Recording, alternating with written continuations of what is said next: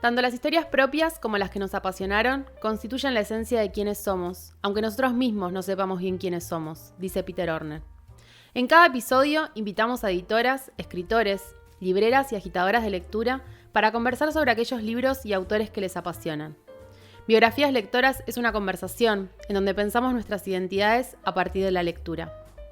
¿Qué leemos? ¿Cómo leemos? ¿Qué historias nos abrieron a nuevos mundos? ¿Con quiénes compartimos nuestras lecturas favoritas? Bienvenidos y bienvenidas a la segunda temporada de Biografías Lectoras.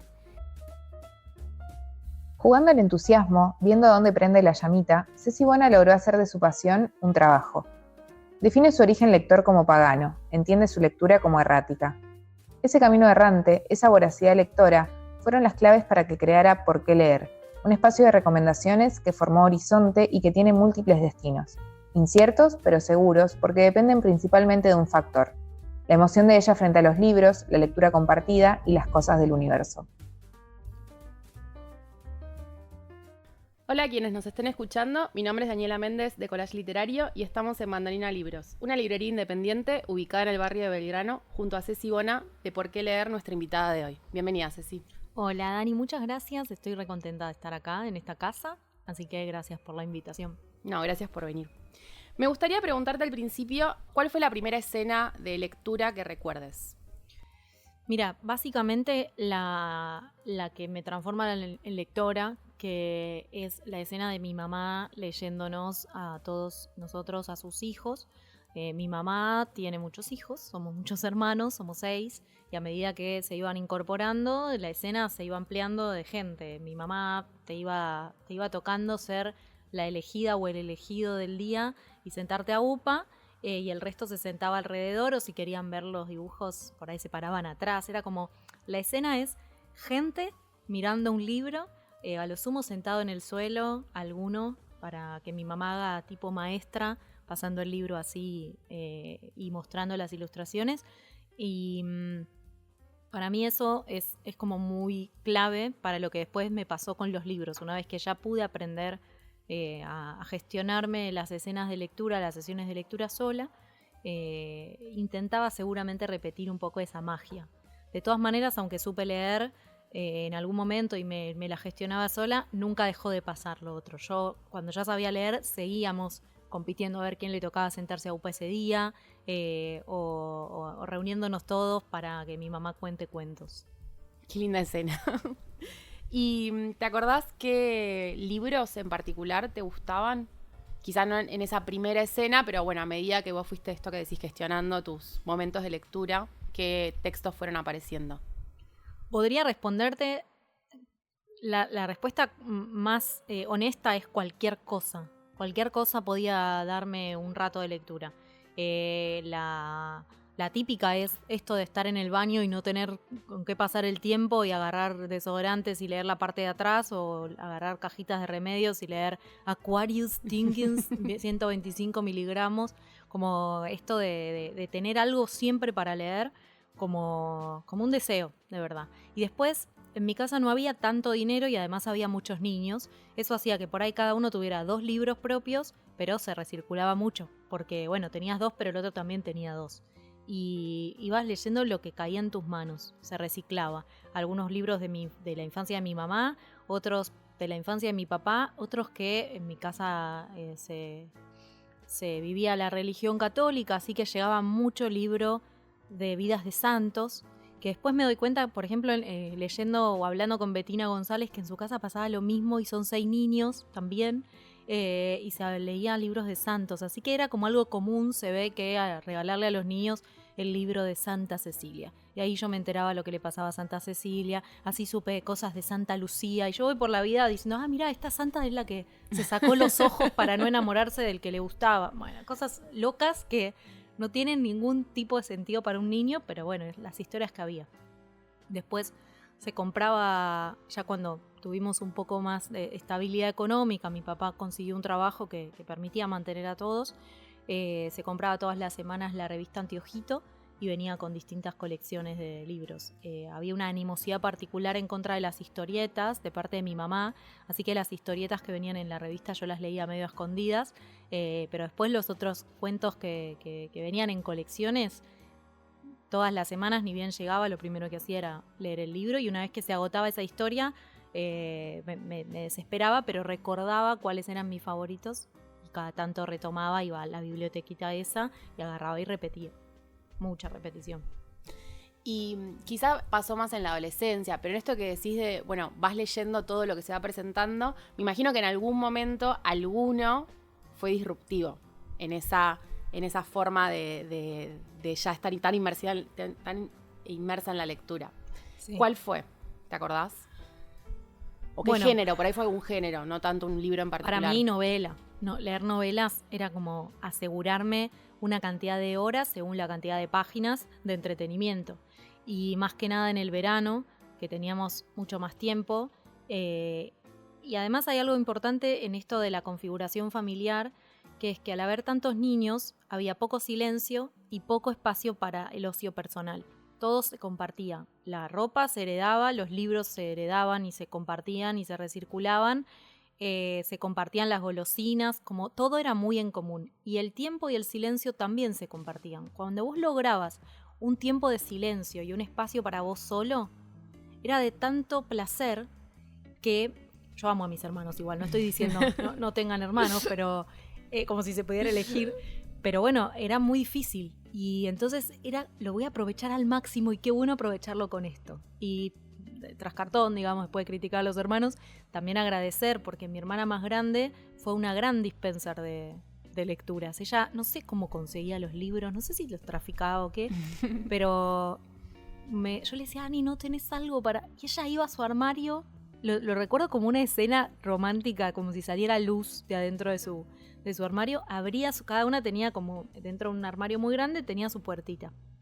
Ella abría su puertita y tenía 2 estantes, me decía, y no me decía no, me decía, este es para tu edad. Como nos llevábamos 2 años, pero este es para tu edad, porque tiene una parte en la que hay una chica, y me empezaba a contar, y ya con eso, que fue una de mis primeras recomendadoras exclusivas, la sensación de que alguien está eligiendo algo para vos porque cree que es para vos, no tiene desperdicio, es muy lindo. Así que novelas, y especialmente las recomendadas por mi hermana, que ella elegía cuando era mi edad para leer alguna cosa, y si no era para mi edad, bueno, el año que viene. Así. La promesa de que la historia esperaba. Y le creía, como, bueno, ella es la que dice. Eso es re lindo. Y después en la adolescencia, que esto entiendo que es más como la infancia, preadolescencia, ¿no? En la adolescencia, o ya más como quizá a partir de la escuela, algunas lecturas de la escuela u otras lecturas que vos fuiste encontrando. ¿Qué autoras empiezan a aparecer ahí? Es difícil también decirte autores y autoras. En la escuela es raro, hubo buenas docentes y por ahí no tan convocantes en el sentido de hablar de literatura. Por ahí buenas docentes para explicar gramática, pero no tanto para incentivar a la lectura. Los docentes y las docentes de lengua y literatura tienen una tarea tremenda sobre los hombros, que es no solo enseñar la lengua, sino también incentivar a la lectura. Y es muy compleja la doble, ese doble objetivo. Así que bueno, había algunas que eran mejores para una cosa que para otras, y a mí me pasaba que los libros del colegio por ahí me quedaban un poco chicos, por decirlo de alguna manera. Por ahí o ya los había leído o ya los conocía. Cuando aparece Cortázar en 3er año, en el mismo momento mi segunda hermana, estaba en 5º año. Y ya en 4º año le habían dado Cortázar también para leer, y ella lo odiaba. Y lo odiaba porque mi mamá lo odiaba, porque no lo odiaba, pero mi mamá no le gustaba que nos hubieran dado un cuento que era La señorita Cora, que era sumamente sexual y tenía escenas muy subidas de tono para chicos de esa edad. Entonces mi hermana decía que lo repetía y yo lo repetía.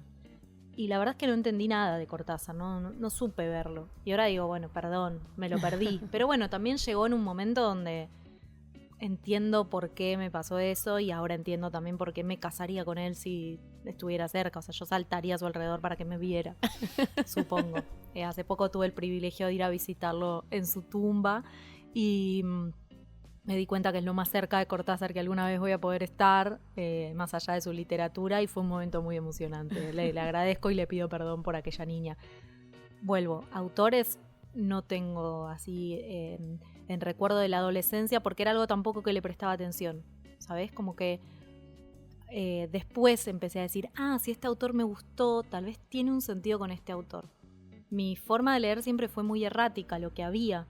Imagínate que en los libros estos de anteojito, ¿quién los escribía? Yo leía la letra chica, me acuerdo algunos nombres de autores, me acuerdo de googlearlos cuando apareció Google, me acuerdo de registrar también los nombres de los ilustradores, porque una historia cambia un montón si la ilustra Clemente Montag o la ilustra Susana Giannatasio, que son algunos de los que ilustraban ahí.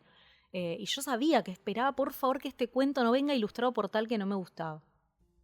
Pero no le prestaba tanta atención a eso como para decir, si me gustó este autor, seguro que su próximo libro me va a gustar, porque tampoco es que yo pedía libros que me compraran.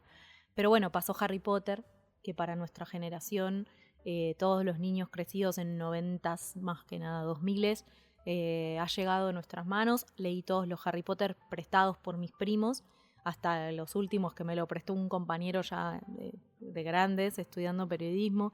Y ahí entendí también cómo era la historia de un autor y lo que a ese autor le puede pasar escribiendo, porque se hizo muy famosa Rowling, pero no tenía tanta intención por ahí de seguir a un autor. Por supuesto leía la tapa, sabía quién lo escribía, pero después era, bueno, siguiente historia. Y tampoco identificás cuándo fue el quiebre. O sea, en el momento en el que empezás a identificar algún género o a hacer esta idea de que un autor te lleva al otro. No lo tenés tan claro. No, ya te diría que ordené mis lecturas cuando empecé a trabajar de recomendadora de libros. Sí. Sabía, de nuevo, qué autores me gustaban, lo podía suponer. O lo podía saber, no suponer. Lo sabía. Y también sabía los que hay que leer. Como yo decía, bueno, tengo un García Márquez. O tengo un Bioy Casares, voy a una mesa de saldos y encuentro un diario de la Guerra del Cerdo, me lo compro porque dice Bioy Casares y bueno, algo es, ¿no? Y eso sí empezó a ser muy lento ese proceso, pero la realidad es que entendí la importancia de los autores y sus constelaciones y lo que un libro tiene para decir al respecto del libro que vas a leer próximamente, haciendo por qué leer. Sí, yo me declaro como una lectora errática y no sé si, no quiero decir desordenada, sino como con los libros que había a disposición hacer.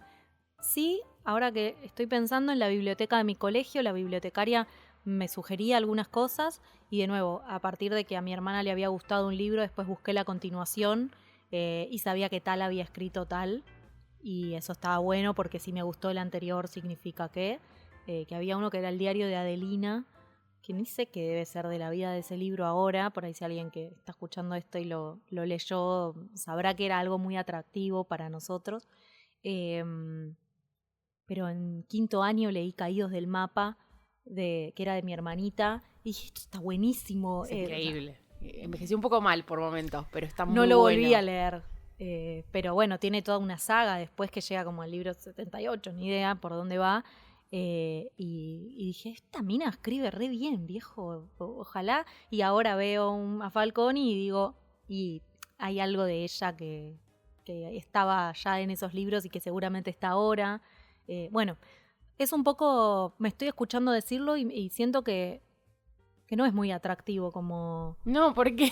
Que no tiene un orden, pero que también es la razón por la que llevo a esto. Pero es la pasión de la lectura. O sea, hay algo de eso. Como, sí, quiero que me cuenten una historia, no importa cuál, quiero que me la cuenten. Como, sí, es un motor, obvio. Y creo que es muy escolar también el crecimiento con los libros, con la forma tradicional del libro, ¿no? Esperar que haya un inicio, un nudo, un desenlace, que los cuentos tengan un final cerrado, y de pronto aparecen otras formas de ver la literatura. Es entender el cómo, es animarte a que haya un cómo totalmente disruptivo, es descubrirlo por tu cuenta, es entrar a una librería y de esta hermosa pared de libros que nos está haciendo de de pared justamente, de escenario. casa, sí, de escenario, sea un lugar a donde uno mira y dice, este tiene familiaridad con este y este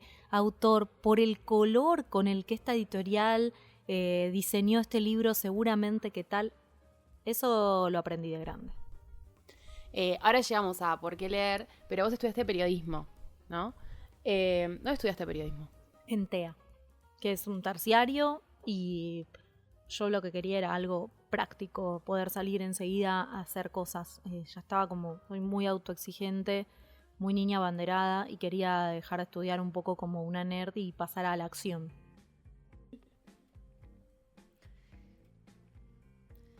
Un día cualquiera, Clara se me acercó y me dijo, ¿sabes lo que hay en la cocina? Yo no tenía ganas de saberlo, pero como me lo preguntaba le contesté, no, ¿qué hay? Una torta. ¿De este tamaño?, le pregunté, y dibujé una torta.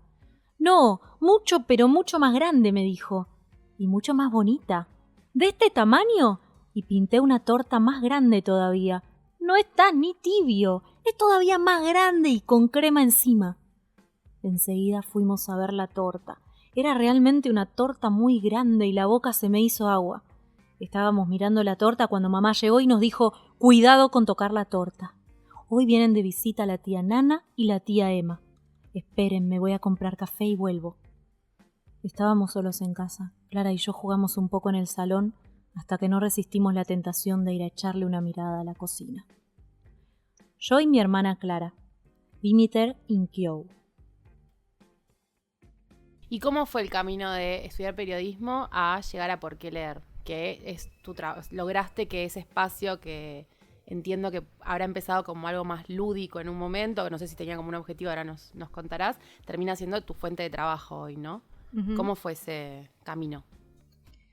Bueno, primero que el periodismo para mí era una manera de continuar un juego. Yo jugaba cuando era chica a hacer radio. Hay un ícono de los 90 también, que es Radio Panda, que era una radio creada por adultos, pero hecha por niños. Los conductores del programa eran niños. Y yo flashé. O sea, cuarto grado, tercer grado, ponía a la tarde esa radio y jugaba en mi casa como a la idea de llamar por teléfono y participar. Después no lo hacía, pero cuando encontré un cassette, que agradezco también que haya existido esa tecnología a mi alrededor, podría no haber pasado, y me grababa mis programas y después empecé a pensar cómo hacer para que haya una cortina musical de fondo, porque no es lo mismo, porque al principio pasaba música, cortaba mi grabación y me ponía una canción, y después dije, no, si yo uso otro grabador, subo y bajo el volumen. No había edición, por supuesto. Bueno, flashé con ese juego. Producías ahí el programa. Te juro, no hay fotos de eso, pero yo colgaba una soga de saltar del ventilador del cuarto de mi hermano porque había visto unas fotos en las que el micrófono de la radio colgaba del techo. Entonces yo quería como que me pasara lo mismo, ¿no? Y la escena la producía real. Era un juego que también, era un juego que jugaba sola. Me levantaba temprano a veces para poder grabar y tengo un cassette que tiene sobregrabado y en un momento tuve como la delicadeza de dejarme uno sin pisar. Y tengo uno solo, lado A y lado B, todo el programa. Y después me hice una carpeta, 10 años, o sea, flashé mucho con ese juego trabajo. Me hice una carpeta de producción donde tenía juegos para que no se me acaben las ideas. Después no los usaba porque disfrutaba mucho de tener la carpeta. Siento que alguna vez la subiste. Sí, a una historia. La mostré. ¿No? La mostraste, sí. Hacía trabajos prácticos de la escuela. Suponete que era un trabajo práctico sobre Manuel Belgrano y yo hacía un programa. Mi trabajo práctico era el guión de un programa de televisión sobre Manuel Belgrano. Entonces venían invitados, yo contaba algo de historia, después mostrábamos un video. O sea, como que había flashado con la comunicación. Soy la tercera hija de 6 hermanos y eso está escrito, si queremos hacer nuestro propio zodíaco, digamos, nuestra propia astrología, es la astrología de mi familia. Estaba claro que yo necesitaba que alguien escuche lo que yo tenía para decir. Así que ahí estaba, comunicando. Y después dije, ¿y esto en dónde se estudia? Yo quiero ser conductora de programas de radio. Tenía esbozo de nódulos en las cuerdas vocales, así que más o menos para 7º grado le dije a mi mamá, mira, mamá, yo necesito trabajar en una radio. Si yo tengo esto, nunca voy a poder trabajar en una radio, porque mi voz habitual era así. Yo hablaba así cuando era chiquita. Y mi mamá me dijo, bueno, listo, vamos a llevarte a una fonoaudióloga. Hice tratamiento 3 años de fonoaudiología. Después en pandemia tuve que volver porque tenía algunos vicios todavía de la respiración y qué sé yo. Listo, eso estaba resuelto. Y dije, ¿y ahora dónde se estudia para ser conductora de programa? Y bueno, no existe eso. Así que empecé a estudiar periodismo con la idea también de escribir, me gustaba mucho. Y en periodismo medio como que me metieron también adentro de un paquete que era noticias, información, política, sociedad, economía. Y dije, listo, yo soy esto. Y después me puse al frente de un micrófono y no me salía ni una palabra. No, me ponía nerviosa, me latía el corazón, me daba vergüenza, sudaba. Entonces dije, no, yo soy productora. ¿Se acuerdan que yo tenía una carpeta de producción? Yo soy productora. Y productora de programas periodísticos, productora de programas de política, lo mismo, cubriendo marchas y qué sé yo. Para hacerla corta, hice radio tradicional, en Radio Mitre, hice radio en medios barriales, radios comunitarias, di talleres de radio vecinales, como un montón de cuestión relacionada con la comunicación. Tuve algunos problemas laborales también, que me dejaron de nuevo medio como en soledad en eso que deseaba hacer y también un poco perdida. ¿Qué soy? Hago esto, hago lo otro. Conseguí trabajo como productora en un programa de videojuegos. Yo no jugaba ningún videojuego. Digo, ¿qué estoy haciendo conmigo? Y esto me gusta contarlo también cuando me toca dar charlas en escuelas, porque cuando uno tiene 18 años no puede decidir qué va a hacer de ahí para siempre. Entonces, tranquilidad, ir viendo lo que la vida te va presentando y jugando al entusiasmo. ¿Dónde sentís que el fósforo hace un chasquido y se prende una llamita? ¿Y cuál de esas llamitas querés transformar en tu fogata? Momentánea. Por ahí un día esa fogata se hace más grande y por ahí un día esa fogata se apaga y prendes otra. Y en un momento yo, trabajando en Malditos Nerds, en Vorterix era Malditos Nerds, con mucho problema de identidad laboral, siendo mi trabajo el eje de mi vida, porque bueno, es así como lo organizo yo, siendo útil. Estaba leyendo antes de empezar el programa y un compañero me dijo, che, Ceci, vos que estás siempre leyendo, ¿no querés entrar un día y hacer una columna sobre libros? Sí, puedo, sí, bueno, libros que tengan que ver con nuestro público, sí, obvio, vale decir que después flashé con los videojuegos, es una industria espectacular, pero bueno, esa es otra conversación. Y empecé a hablar de libros una vez por semana en una columna que se llamaba Lunes de Libros. Ahí entendí cómo funciona la industria. ¿Qué es una librería? ¿Qué es una biblioteca? ¿Qué es una editorial independiente? ¿Por qué algunas editoriales tienen prensa y por qué algunas distribuidoras? El concepto distribuidora lo entendí tardísimo y dije, qué loco que una persona interesada en la lectura y en la literatura, como me pasa a mí, tenga tan poco conocimiento de la industria que habita de alguna manera. Así que mi trabajo también tiene que ver con comunicar esa parte, que la gente conozca más si le interesa, porque eso también despierta vocación. Ser librero, ser bibliotecario, si nunca nadie te habló de ese rol o nunca te incentivaron por más que hayas leído libros, por ahí ni conoces que hay alguien que trabaja de diagramador editorial. Bueno, entonces un poco me dediqué también a comunicar eso. La columna de Malditos Nerds terminó. Fue un año entero donde recomendé muchísimos libros y conocí un montón de gente y un montón de editores y demás. Y cuando la columna terminó, yo quedé huérfana de hijo, como dije, ay, ¿ahora qué hago con esto? ¿Qué sé yo? Y un día yo tenía un sitio web de noticias de mi barrio, de Mataderos, y dije, bueno, voy a subir una reseña a este sitio. Pero el sitio no tenía nada que ver con reseñas, entonces la gente entraba a la reseña y después no se quedaba en el sitio, o entraba a la noticia y no iba a la reseña, como que era raro. Y la reseña se tituló ¿Por qué leer? Cadáver exquisito, Agustina Basterrica, y dije, ¿por qué leer? Claro, yo estoy acá dando razones para leer este libro, y si en lugar de hacerlo acá hago un sitio aparte que se llame ¿Por qué leer? Y bueno. Y ahí empezó a surgir. O sea, se prendió un fuego.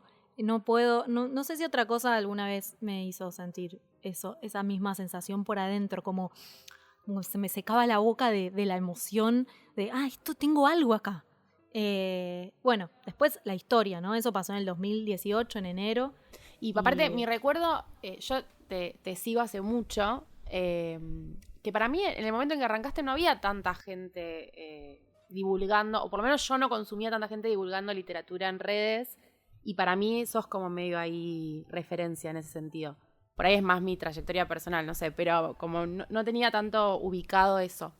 Y aparte porque leer después se desprenden un montón de cosas, ¿no? Tenés el audiolibro Por qué leer, que es precioso, que es semanalmente, ¿no? Subís un cuento. ¿Cómo haces esa selección de cuentos? Porque aparte es muy amplia la variedad de autores, autoras, épocas, lugares, ¿no? Muchas veces son cuentos muy conocidos de esos autores, otras veces no. ¿Cómo es ese juego que empezaste que entiendo que un poco va surgiendo de, bueno, cómo abrir este espacio de por qué leer, ¿no?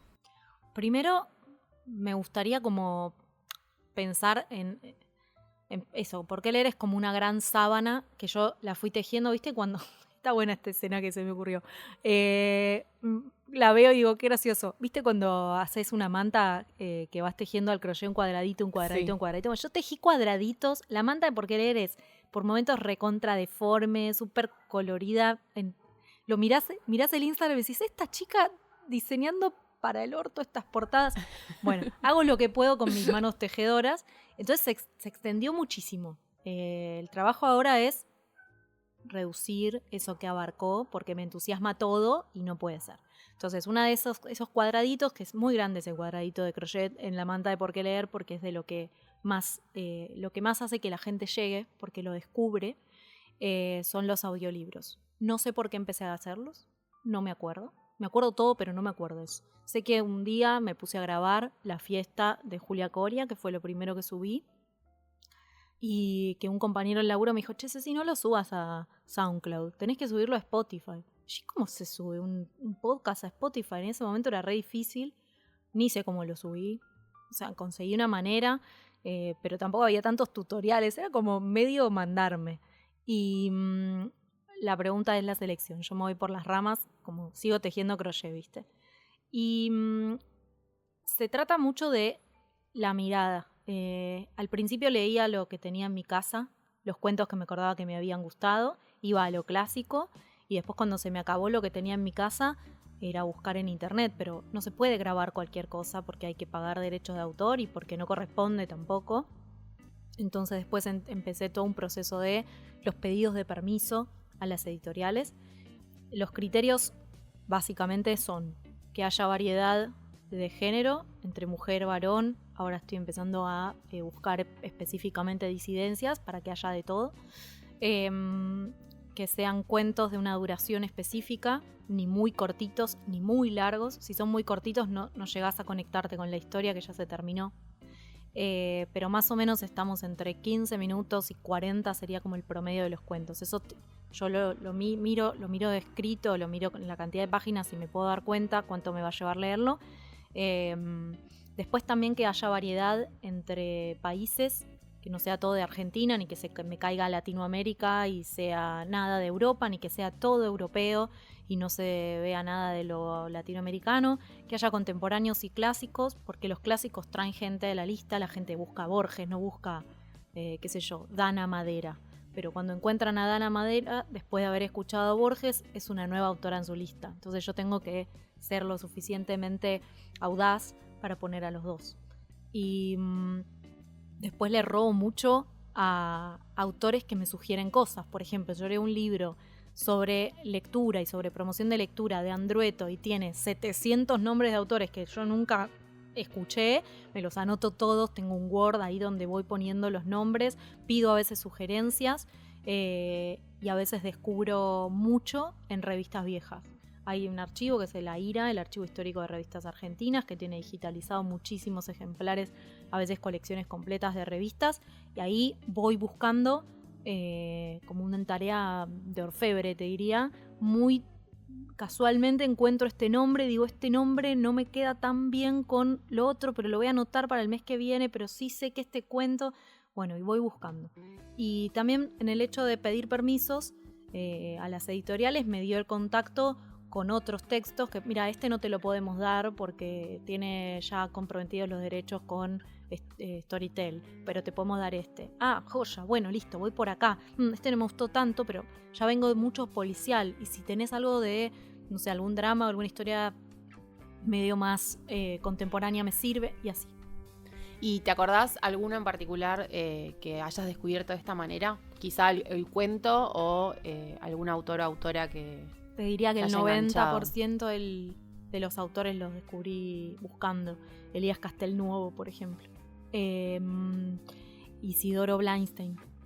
Que además me pasa algo muy loco, que son autores que por ahí no circulan, y la familia me escribe para agradecerme que los haya grabado. Me escribió el otro día la nieta de Elías Castelnuovo, por ejemplo. Y Elías Castelnuovo en su momento ha sido un pensador de su época, del grupo de Boedo, súper combativo, acompañante de los trabajadores. No sabemos nada yo por lo menos no sabía nada de Elías Castelnuovo, y de pronto aparece esta persona y me dice, gracias porque rescataste.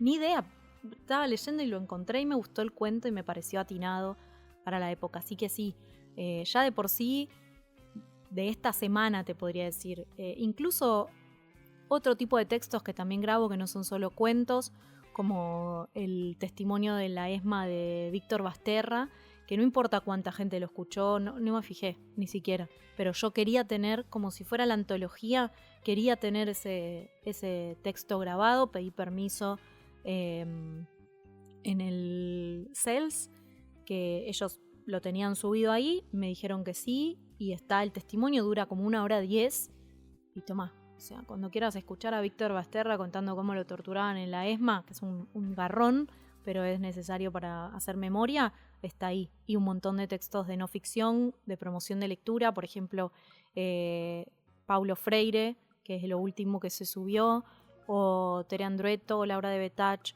o incluso Federico García Lorca, con el libro, con el texto Medio pan y un libro, que es un texto increíble sobre dar de leer a los niños, de Yolanda Reyes. Yo buscando divulgadores encuentro a Yolanda Reyes, a quien no conocía, que es mediadora de lectura en Colombia, y digo, ay, esta mina, y ahí te das cuenta que mi origen es súper pagano en cuanto a la literatura, porque cualquier persona que estudió literatura conoce a los autores que yo estoy diciendo que no conocía.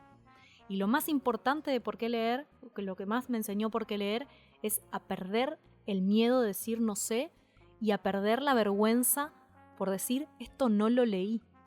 A mí me recostaba eso. Yo iba a lugares y me decían, ¿y leíste Borges? Sí, un poquito, pero... Y era mentira, pero porque no podía soportar la idea de tener que vivir en un mundo donde yo no hubiera llegado a eso. Y no llegué, ni sabía que existía. Y no me lo presentaron, qué sé yo, bueno, chau. ¿Y por qué leer habilita eso? Y me habilita a mí, que es lo más importante, porque si no, no puedo ser generosa con los demás si arranco siendo tan exigente conmigo.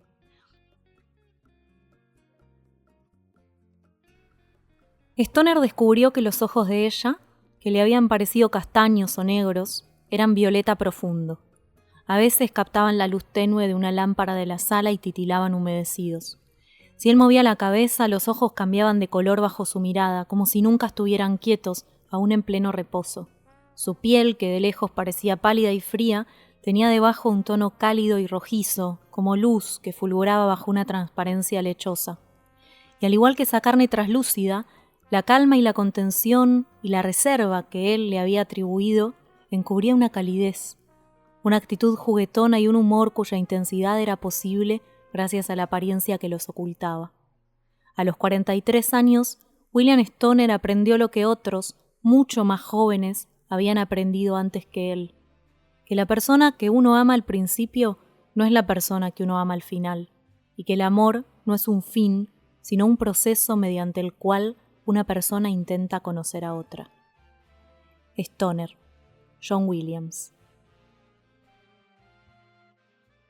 Y después tenés como dos cosas más alrededor, o por lo menos que me interesa que charlemos alrededor de por qué leer. Una son la lectura en espacios públicos, que entiendo que surge, lo has contado varias veces, te lo voy a pedir que lo vuelvas a contar, que surgió medio como con miedo también, no sabía si iba a funcionar la idea o no, y al final después terminó repitiéndose varias veces, ¿no? Esta idea de sé que en San Martín lo han hecho, como esta se volvió a repetir. ¿Por qué la idea de la lectura, que pareciera que es tan individual, llevarlo a algo colectivo?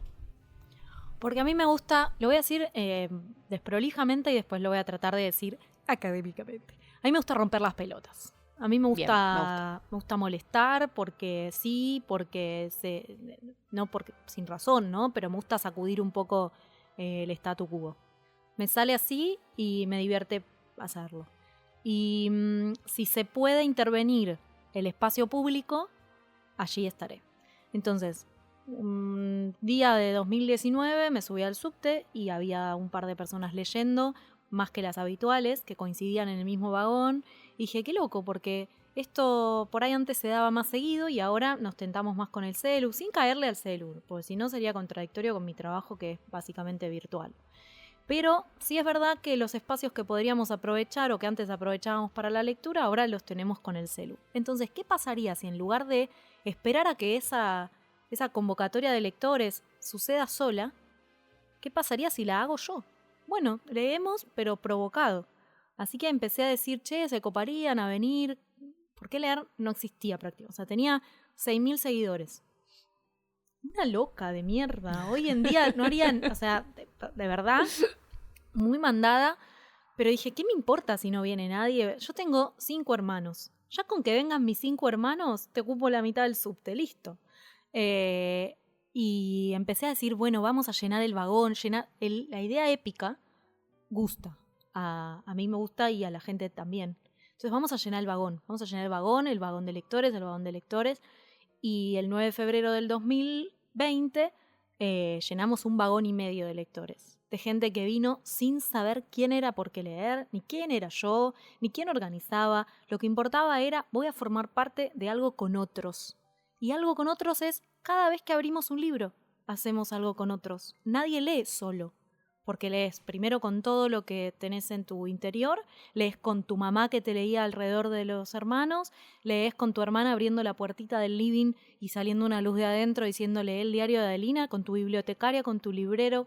Lees con otros y estás esperando a ese otro que tiene algo para decirte. Más allá de que después te guste la historia, lo que vos querés es una conexión. Y encima si hay un diagramador que eligió una tipografía que está buena, lo disfrutás. Y si alguien eligió un papel que es lindo al tacto, estás esperando el momento del contacto con ese libro. Con lo cual, la lectura individual se me cae un poco. Y fue increíble esa convocatoria, que además le gustó también a los medios. Entonces me llamaron de radios, me salió una nota en Clarín, la gente vio eso y por eso vino. Como, yo también quiero ser parte. Y a partir de ahí, por suerte, vino la pandemia y no lo pude hacer más. Entonces salimos del subte, porque además imagínate que ni bien terminó esa movida que yo había hecho sin pedirle permiso a nadie, porque era un domingo y estábamos yendo al subte, viajando, no molestamos a nadie. Me empezó a seguir el ministro de Cultura, como a ver esta chica que está haciendo algo acá, ¿qué onda? Y medio como que dije, ahora la próxima voy a tener que pedir seguro de vida para todas las personas. Y cualquier gestor cultural sabe que es una fiaca. Así que dije, bueno, ¿cómo lo haré? Bueno, le puse fecha a la segunda edición y vino la pandemia, no se pudo hacer más y a partir de ahí cada vez que lo propuse como colectivo de lectores en plazas y parques públicos, con la idea también de convocar a los que no sabían de la actividad, que estén pasando por ahí y tengan ganas de quedarse.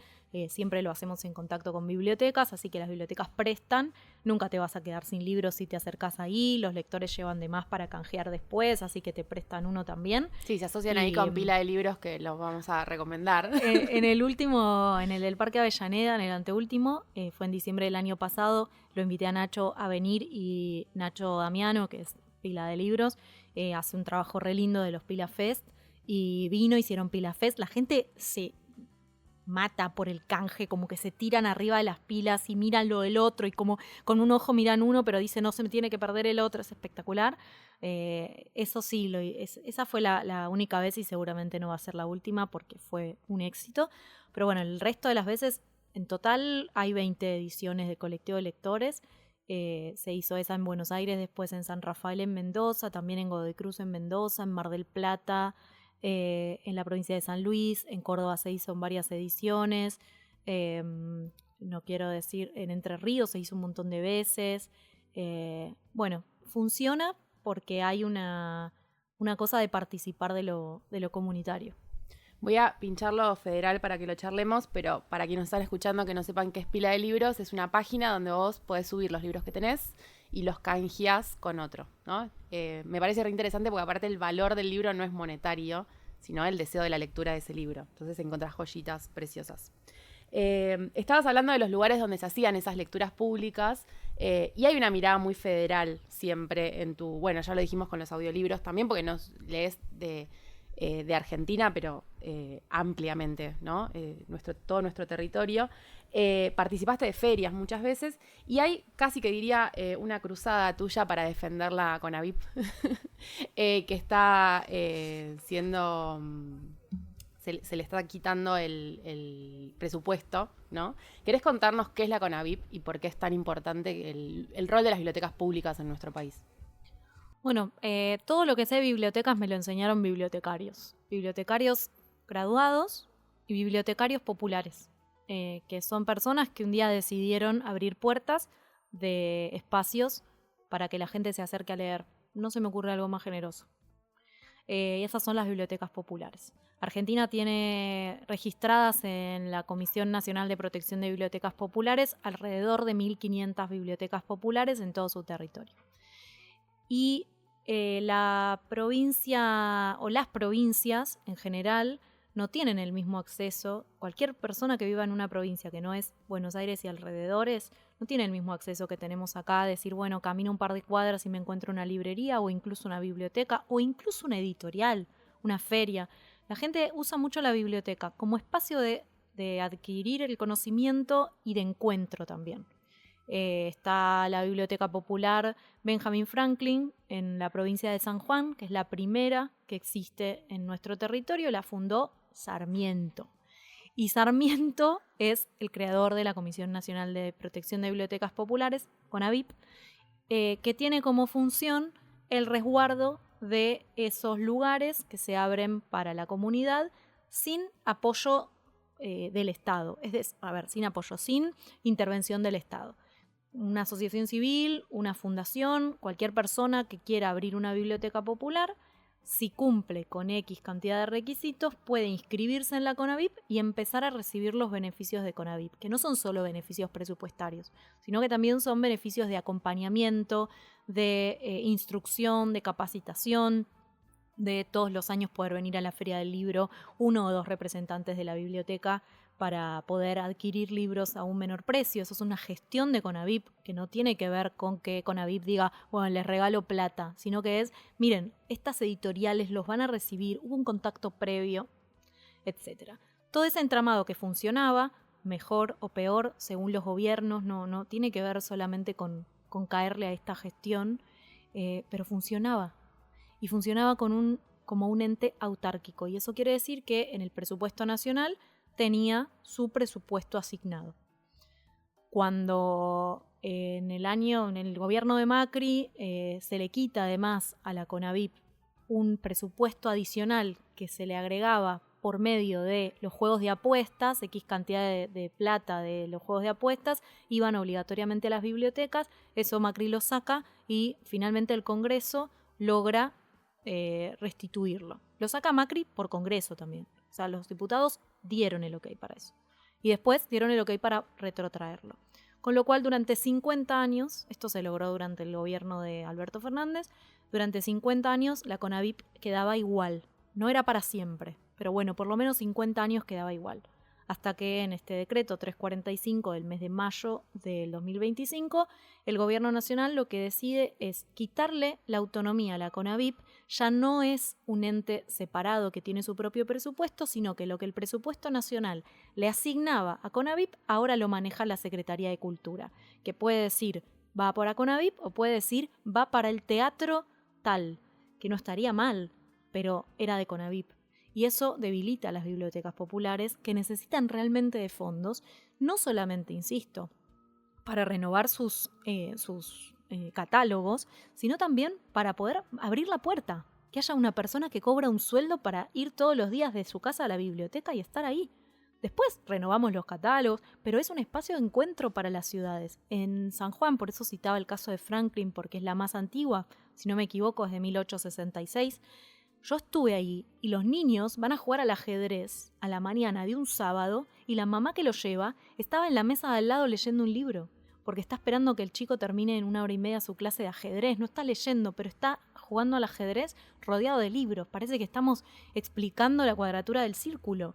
Y es tan simple como abrir una puerta y recibir cálidamente a tus vecinos. Eso por ahí en Ciudad de Buenos Aires no lo vemos tanto porque estamos acostumbrados a correr el colectivo. Pero en una ciudad o en un pueblo, la biblioteca ocupa un lugar central. Vas a una plaza y probablemente está la iglesia, la municipalidad y a una cuadra o enfrente de la plaza principal, la biblioteca. Y el trabajo de, porque a veces tenemos el imaginario de el catálogo es anticuado, ¿no? De las bibliotecas. No, justamente Conavip se ocupa de que los libros que se vienen publicando, descubrimiento de autores, circular esos autores que es tan difícil la circulación de libros, puedan llegar, ¿no? A sus lectores. Sí, que además también los mismos habitantes de esas ciudades y esos pueblos encuentren en el libro un refugio o encuentren en el libro una vocación. Después hay un montón de cosas por mejorar, ¿eh? No es que las bibliotecas populares son lo único en este mundo. Dentro de las bibliotecas populares hay un montón de contradicciones y ellos mismos tienen sus propias problemáticas que no me corresponde a mí discutirlas porque no formo parte de ninguna comisión directiva de biblioteca popular. Pero sí es importante que no se rompa lo que funciona. Y acá hay un ataque claro a que después salga en una noticia, en una línea del presupuesto, redujimos no sé qué, de superávit de no sé cuánto, pero lo importante no es eso, lo importante es cómo se está degradando el acceso de cualquier persona a un espacio de contención.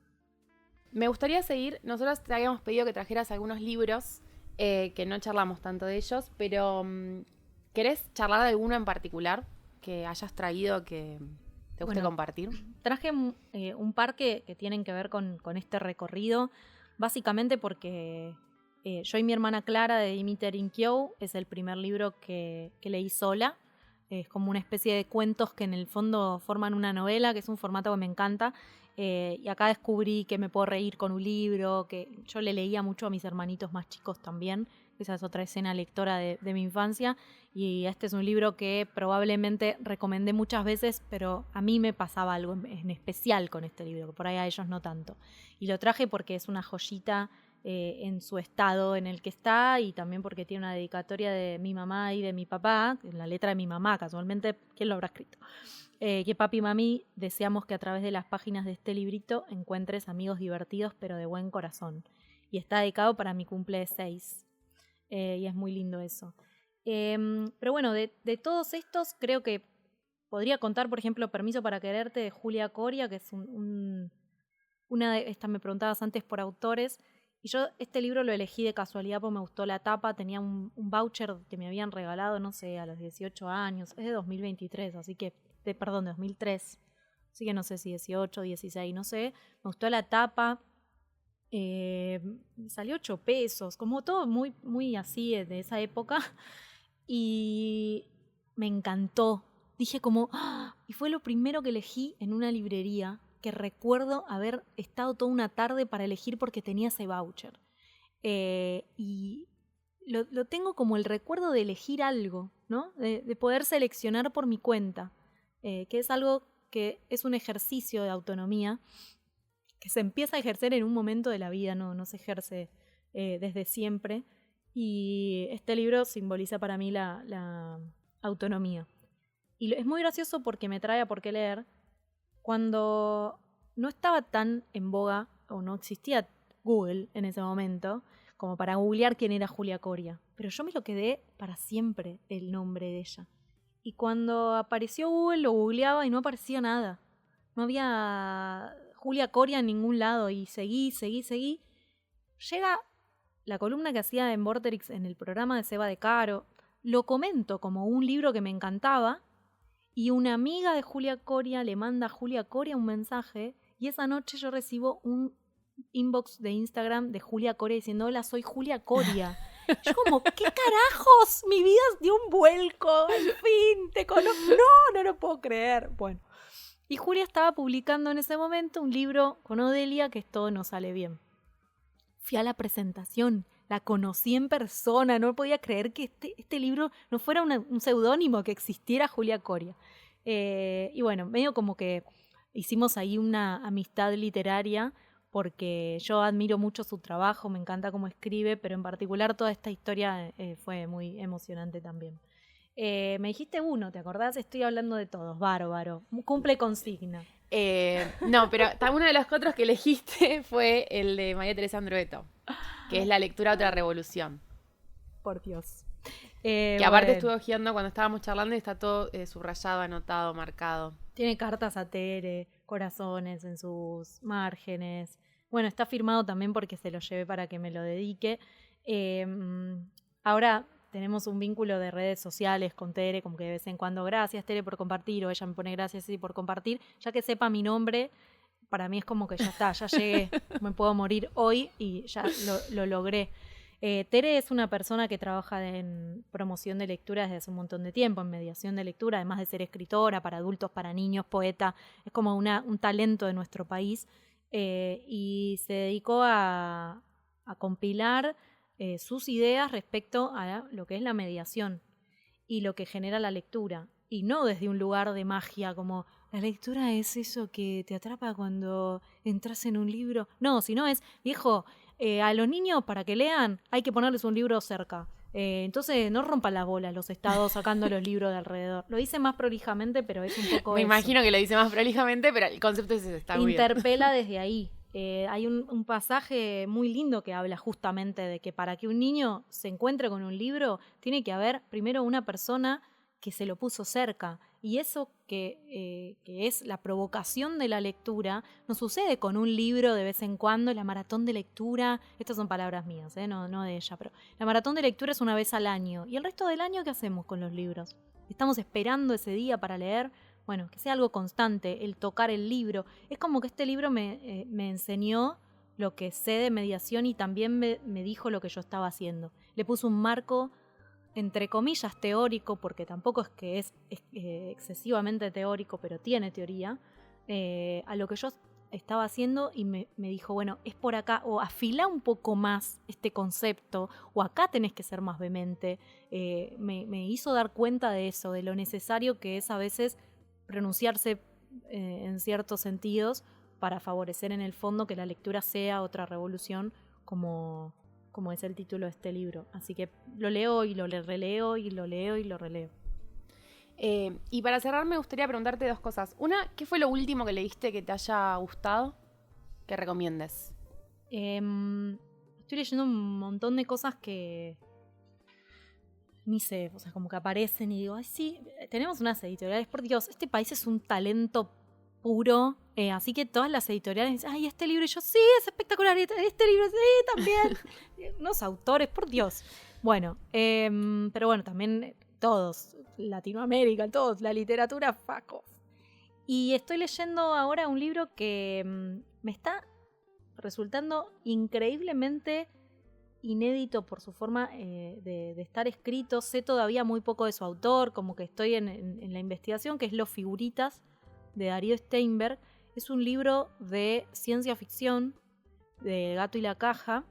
Me lo mandaron porque era lo último que había sacado de su colección de ciencia ficción, y lo empecé a leer. Era un libro bastante grueso. Dije, bueno, a ver de qué va, y no termino de entender cómo lo hace, pero estoy enganchadísima y por momentos me tengo que ir a dormir y sigo leyendo.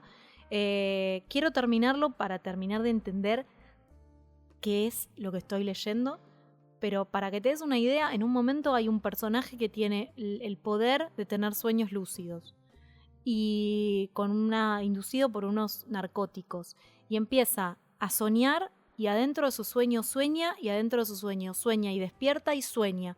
Y eso son páginas y páginas de despertarse y dormirse en sueños, y nunca te perdés. Y nunca te perdés. ¿Cómo podés escribir 10 páginas de un sueño? Que yo odio leer sueños, odio las novelas que describen el sueño del personaje, me chupa un huevo el sueño, y no me gusta nunca cómo alguien escribe un sueño. Me parece que los sueños siempre son mejores que lo que la gente escribe, y acá no. Y estoy anonadada. Solo por eso creo que vale la pena ese libro. Siento que además por ahí, como acaba de salir, no está tan en circulación. Está bueno que vaya llegando y que después también tengamos la posibilidad de medio club de lectura entre lectores, decir, che, ¿qué onda esto? ¿Cómo lo leíste vos? ¿Lo editó El Gato y la Caja? Sí. Ahí va. Y para terminar, ¿qué le preguntarías a un autor o autora que te guste mucho? Primero le agradecería, porque bueno, gracias a los autores es que un poco pasa todo esto, las ideas, ¿no? Pero bueno, me gusta mucho preguntar el origen de las ideas, las primeras escenas, cómo se le ocurrió tal cosa. Tengo un poco la suerte de tener la posibilidad de acercarme a los autores a veces y preguntarles. Creo que varias cosas siempre pregunto. Esto, la primera escena, y después también sus recorridos lectores. Me gusta mucho saber por qué la gente es lectora, y todos en algún punto tenemos un origen. Así que ese sería como mi pregunta, el origen lector. Muchas gracias, Ceci. Al contrario, ustedes. No creo en los libros ni en la literatura fuera de los lectores. Para que un libro sea para un chico o un adulto, no un objeto inerte, sino ese artefacto que interroga, que interpela, que ahonda en nuestra viva condición, debe ese chico o ese adulto convertirse en un lector. Y ahí, donde hay un lector, hubo antes otros lectores, una familia, un maestro, un bibliotecario, una escuela, un otro o unos otros que tendieron puentes. A la construcción de esos puentes y a la calidad de esos puentes deben ir nuestros esfuerzos. La lectura, otra revolución. María Teresa Andrueto. Acabas de escuchar un nuevo episodio de la segunda temporada de Biografías Lectoras, un ciclo de entrevistas producido por Mandolina Libros y Collage Literario y conducido por Daniela Méndez. La producción de sonido estuvo a cargo de Belu Moras. Podés seguirnos en nuestras redes en @mandolinalibros y en @collage_literario. Si te gustó escucharnos, no te olvides de suscribirte a nuestro canal y darle like. Además, comentanos a quién te gustaría que entrevistemos. Gracias por escucharnos.